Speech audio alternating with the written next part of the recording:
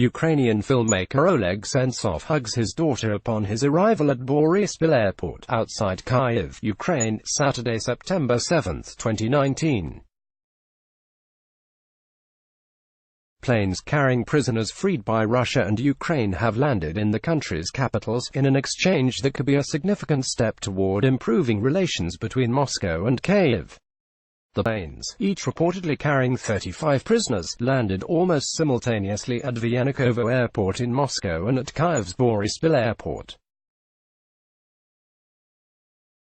From Lukatsky app photo. Moscow. Russia and Ukraine conducted a major prisoner exchange that freed 35 people detained in each country and flew them to the other, a deal that could help advance Russia-Ukraine relations and end 5 years of fighting in Ukraine's east.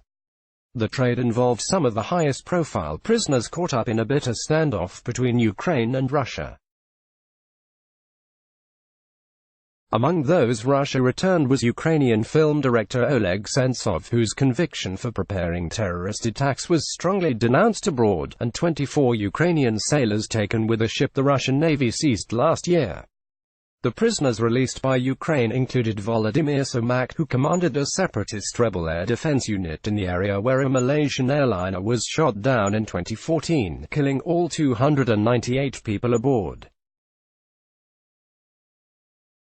Dozens of Ukrainian lawmakers urged Ukrainian President Volodymyr Zelensky against trading Sept, who Dutch investigators probing the aircraft's downing want to question. Although critics saw the Ukraine president's freeing of Sept as an act of submissiveness to Russia, the exchange allows Zelensky to fulfill one of his main pre-election promises, Ukrainian analyst Vadim Karasev told the Associated Press. Zelensky, who was elected in a landslide in April, has promised new initiatives to resolve the war in eastern Ukraine. The exchange of prisoners also raises hope in Russia for the reduction of European sanctions imposed because of its role in the conflict, Karasev said. Zelensky greeted the freed prisoners as they stepped down from the airplane that had brought him from Moscow to Kyiv's Boryspil airport. Relatives waiting on the tarmac surged forward to hug their loved ones.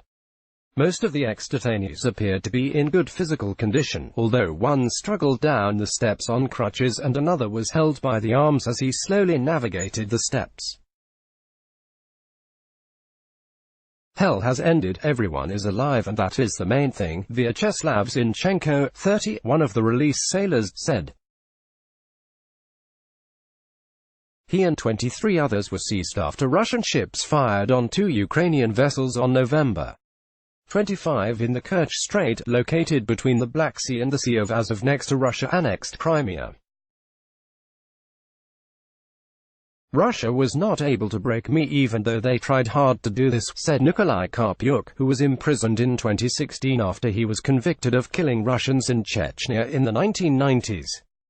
At Moscow's Vyanukovo airport, the released prisoners remained on the plane for about 15 minutes for unknown reasons.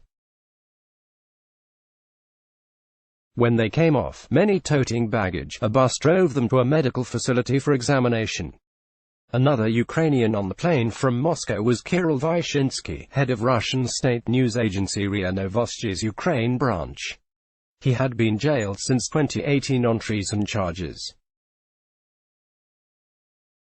Vyshinsky thanked Harlem Desir, the media freedom representative for the Organization for Security and Cooperation in Europe, for calling for his release.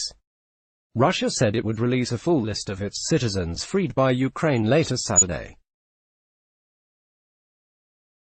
The exchange comes amid renewed hope that a solution can be found to the fighting in Ukraine's east that has killed 13,000 people since 2014.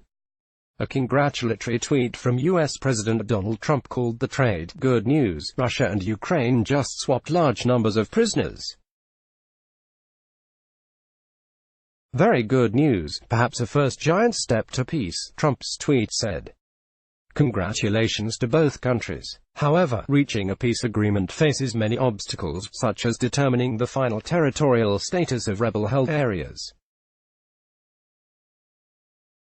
Russia insists it has not supported the rebels and the fighting is Ukraine's internal affair. A Russian Foreign Ministry statement welcoming the exchange touched on those difficulties, calling the war an intra-Ukraine conflict. Obviously, the habit of blaming Russia for all the troubles of Ukraine should remain in the past, the ministry statement said. The prospect of progress nevertheless appeared to rise last month with the announcement of a planned summit of the leaders of Russia, Ukraine, France and Germany, the four countries with representatives in the long-dormant Normandy format, a group seeking to end the conflict. We have made the first step. It was very complicated. Further, we will come closer to the return of our war prisoners, Zelensky said of the prisoner exchange. In July, a tentative agreement for the release of 69 Ukrainian prisoners and 208 held in Ukraine was reached by the Trilateral Contact Group of Russia, Ukraine and the Organization for Security and Cooperation in Europe. Negotiations on fulfilling it continue. Konstantin Kosashev, head of the Foreign Relations Committee in the Russian Parliament's upper house, said the exchange represented a move in the direction of crossing from confrontation to dialogue, and one can only thank those thanks to whose strength this became possible. Let's block ads. Why?